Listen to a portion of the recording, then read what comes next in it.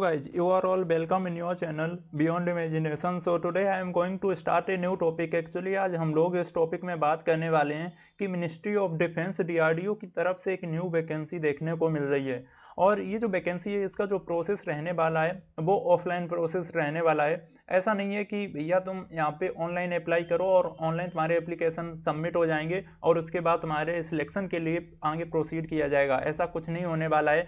इनकी ये जो DRDO की तरफ से जो ये न्यू वैकेंसी निकली है वो तुम्हारी बेस्ड होने वाली है वॉक इन इंटरव्यू पे। मतलब आपको उस जगह पर जाना होगा और उस पर आपको इंटरव्यू देना होगा। अगर आपकी क्वालिफिकेशंस और इंटरव्यू में आपकी स्किल्स सही रहती हैं देन फिर वो आपको सिलेक्ट करेंगे वहाँ पर, और फिर वहाँ पर आपको अपनी पोस्ट के हिसाब से वो रखेंगे। जैसे इन्होंने अभी 2 पोस्ट को पेपर निकाला है, जैसे रिसर्च एसोसिएट की पोस्ट है, एक जूनियर रिसर्च फेलोशिप की पोस्ट है। ठीक है, इसमें नंबर ऑफ फेलोशिप 1 है और इसमें जूनियर रिसर्च में नंबर ऑफ फेलोशिप 4 है। और इसके लिए जो सब्जेक्ट चाहिए दोनों के लिए केमिस्ट्री चाहिए, क्योंकि ये एक रिसर्च की जॉब है तो वहाँ पर अधिकतर जो कैंडिडेट होने चाहिए वो PhD वगैरह या ग्रेजुएशन वगैरह केमिस्ट्री सब्जेक्ट से क्वालिफाइड होने चाहिए। जैसे क्वालिफिकेशन में भी इन्होंने बोला है PhD और equivalent degree in relevant discipline from a recognised university. ठीक है, और जो डेट एंड टाइम है जो वॉक इन इंटरव्यू का वो है 24 यानी कि 24 जनवरी को तुम्हें पहुंच जाना है इस लोकेशन पे। हम तुम्हें वो जगह बताएंगे कहाँ पर आपको ये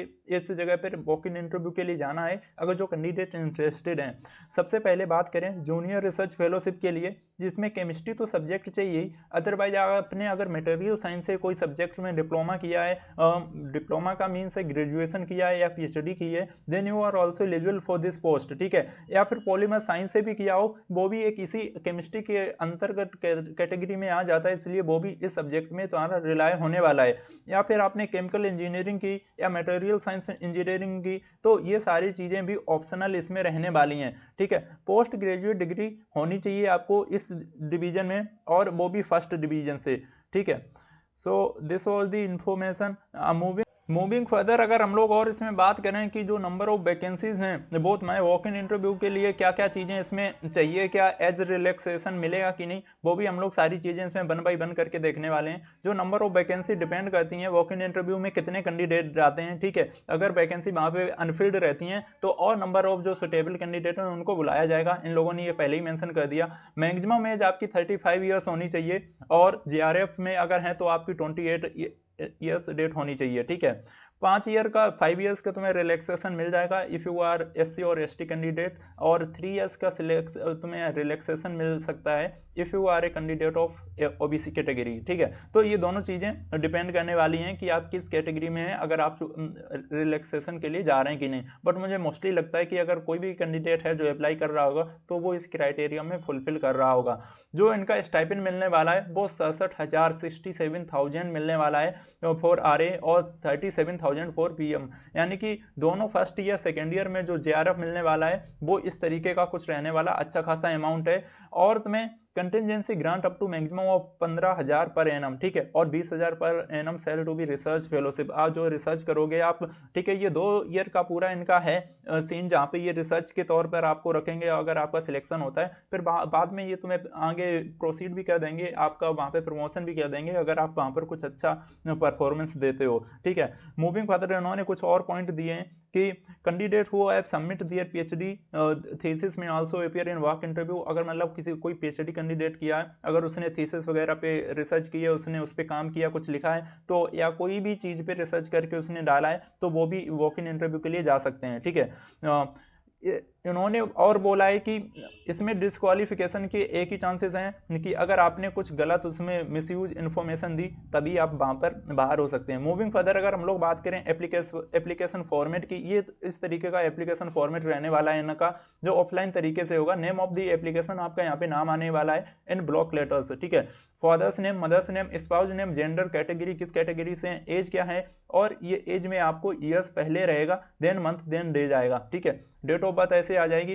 करस्पॉन्डिंग एड्रेस और परमानेंट एड्रेस दोनों, क्योंकि आप कहीं ना कहीं PhD बाहर ही कर रहे होंगे तो डिफरेंट होंगे, तो पहले आपको जो अपना करस्पॉन्डिंग एड्रेस है जहाँ पे रह रहे हैं वो डालना है, देन परमानेंट एड्रेस जो घर वाला है वो डालना है, email ID, mobile number and alternate email ID, religion, nationality. यहाँ पर सबसे इंपॉर्टेंट चीज़ आपको 10th की जो मार्क्स हैं वो डालने हैं, intermediate, BSc, BTech, MSc, PhD, ठीक है। कोई भी अगर कैंडिडेट है वो सारी चीज़ें यहाँ पर फिल करके आपको आगे बढ़ना है। एक्सपीरियंस आपको डालना है अगर आपने कहीं पर एक्सपीरियंस लिया है, अदरवाइज उसका नाम डालना है, कौन सी पोस्ट पर हो और कब से कब तक आपने वहाँ पर सर्विस दी है। जॉब डिस्क्रिप्शन में आप ब्रीफ इंट्रोडक्शन डाल सकते हैं कि आपका काम क्या था और आपको क्या करना पड़ रहा था। अगर आप क्वालिफाइड हो किसी एक क्वालिफाइड एग्जाम से, यूजीसी, सीएसआई या नेट गेट एग्जामिनेशन, तो आप उसका रोल नंबर और प्रूफ भी दे सकते हो, सो दैट आपके चांसेस थोड़े से बढ़ जाएंगे, क्योंकि गेट का स्कोर मायने रखता है, नेट का स्कोर मायने रखता है। ये काफ़ी अच्छे प्रोफेशनल एग्जाम्स होने वाले हैं। तो इन सब चीज़ों को लेके आपको कहाँ पे जाना है, मैंने जैसा कि आपको बताया, इन सब चीज़ों को लेके आपको कानपुर में ही इनकी वॉक इन इंटरव्यू होने वाली है, जहाँ पर आपको पहुँचना है, ठीक है।